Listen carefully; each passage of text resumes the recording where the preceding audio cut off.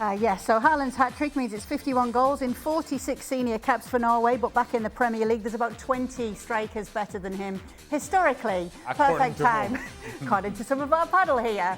Let's welcome in Aage Fjortoft. Let's also welcome in Gab Marcotti, because we can talk about both of the national teams that we just saw in action there in Italy and Norway. As for Italy right now, Gab, it looks as though it will be the playoff route again for them, so no worries about that given what's happened in the last two playoff routes for World Cup qualifying. Yeah, thank you. We needed to be reminded of the fact that in the last two World Cups, Italy decided to let somebody else have a go because, we've won it 4 times. Yeah, that's the direction that obviously we're heading in, even if Italy were to beat Norway. There's no way you're making up a 19-goal difference. That's the lead. That's what it comes down to. It comes down to that, when Norway play Moldova and people like that, they beat them by double figures, and when Italy play them, they beat them 2-0. So that and the fact that Norway absolutely thumped Italy. Look, we can we can hope in a stumble. We can hope in weird things happening. But I think realistically, we have to be thinking playoffs. And, and if you're an Italy fan, you hope that, third time lucky. It feels absurd even saying this, but that is the situation that we're in. And credit to Norway. Italy created this rod for themselves by being road graded by Norway and being in a group where, Norway can and do run up the score, because that's what you're supposed to do. So we're just taking a look at Italy's starting 11 there. But Gab, while we are talking about them, tell us why there is all this excitement around Pio Esposito. There's a lot of excitement because obviously, he and his brother are both on Inter's books. He's a big, tall, strong striker. We've had those before that we've gotten excited about, like Lorenzo Luca and stuff. But he seems to be getting, some playing time at Inter as sort of the third or fourth striker. And, he's got the size, he's got the strength, he's got the athleticism, and he has technical ability too. He's not super quick, which is why he gets compared to Edin Dzeko a lot. I think he's got work to do to fill, to even be mentioned in the same breath as Edin Dzeko. But it's nice to have, he's 20 years old.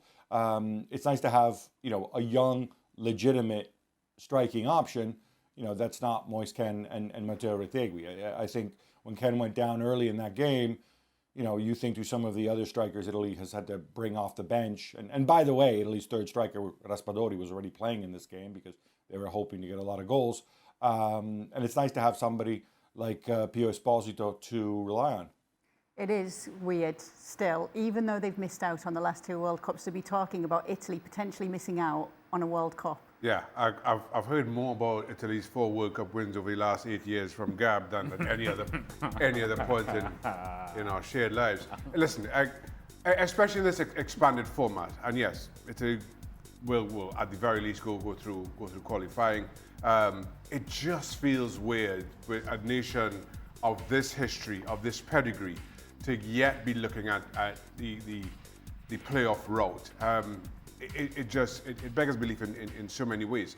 And to Gab's point, at different points, at almost all points through Italy's history, you've been able to point to these incredible world-class stars that I'm not sure we've been able to say about Italy for quite some time.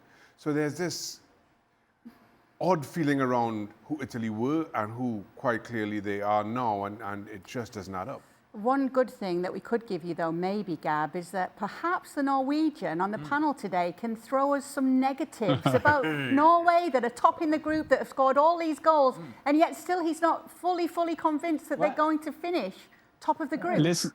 Listen, Gab has just been on the show, said that he missed 2 World Cups. We missed the last 6. So you must understand and you must respect that here is sitting a guy who just been back from the stadium, celebrated with Norway, winning 5-0, and we're still happy that Italy just won at Estonia 3-1. Italy will be playing Israel, they will be playing Moldova, and then we meet in the last game. But it looks good for us. And the last 12 games, for Norway, we won 11 of them. And in that time, Erling Haaland has scored 20. As you were saying, Kay, 51 in 46 games. He has now 6 hat-tricks for Norway. This season, he got 21 goals in all competition. I upped the debate that we have this week. I said, not only is Erling Haaland the best striker in the world, right now, he is the best player in the world. And I take any of these people I talked to this week to that discussion anytime, any state, in any time period. No, it wasn't to any of this current panel, might I add. I know. I don't know why you're taking it out on us. This We very had nothing to do with conversation. it. And Jan did let loose on the show the other day. But Jan, let me ask you about Norway. If they're to go on and do it, you've got players like Erling Haaland and many more very talented players right now. Yes, they've not been to a World Cup since 1998. But let's talk about that. They get there, you think, okay, it's been a long time since they've been here. It's great just to be here. But with players of the quality that you guys have, what actually are the expectations if they do get there?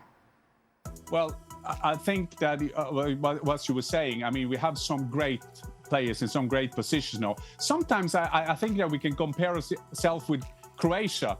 They don't have normally 11 great players, but they have some world-class players in some key positions. Today we play without Martin Ødegaard, who is injured, but we have a player, Nusa, who is not on top at Leipzig at the moment, but he's fantastic for Norway. Today, Oscar Bob played for Martin Ødegaard in that position. Maybe the best player out there today, I mean, apart from Erling Haaland, was Sander Berge, who is playing for Fulham. He's just improving all the time. We have a bit of weakness at the back. We have some players that are not playing at the moment, but we have a Ryerson on the right back, who you know from Dortmund. We have Christopher Aage, who plays for Brentford. He's not playing all the time. Then we have, you following La Liga, Örjan Nyland in goal. He's at the bench for Sevilla at the moment. But if we come to a World Cup with these class players coming forward, I mean, we will have one of the best players in the world. I just said he was the best player, but I can't tell you if he's the best next summer, but he is now. But we'll have one of the best players in the world, and he's going to be a Norwegian.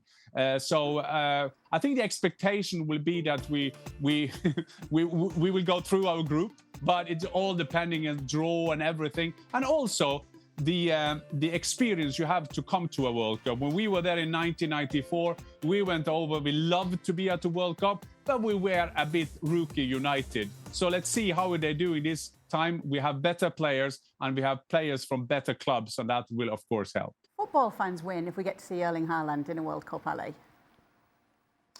Well, look, We love to see the best players on the biggest stage, right?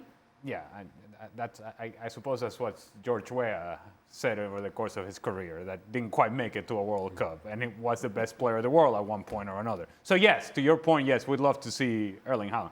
I'd love to see Venezuela in a World Cup too, but it doesn't mean it's going to happen. You know how Gab was saying we just missed the last couple, and then Jan said we missed the last 6. We missed all of them! We've missed all of them. So I have zero sympathy for anybody. You win. Yes, we're winning something. We are winning in something. Miss Universe and this. Look, if you are a fan of this game, and the name of Erling Haaland is always out there, not only because of the goals that he scores, not only because of the level that he demonstrates every single weekend, and we see him on the screen, but just because of who he is. He sticks out. Here's this big, blonde, strapping young man just bouncing off of people, scoring goals. The style of play of Erling Haaland, I think it's appealing to many people, particularly in this country, that they can appreciate the physicality of his game. And so, yes, Erling Haaland can utilize, if he's not already, can utilize the stage of the World Cup to elevate his profile to an even higher level, if that's even possible. Because within the soccer community, within the football community, obviously you know who Erling Haaland is, but the World Cup has this ability of elevating you to a sort of crossover pop star kind of status. That's what Erling Haaland can do if he has a big World Cup with Norway.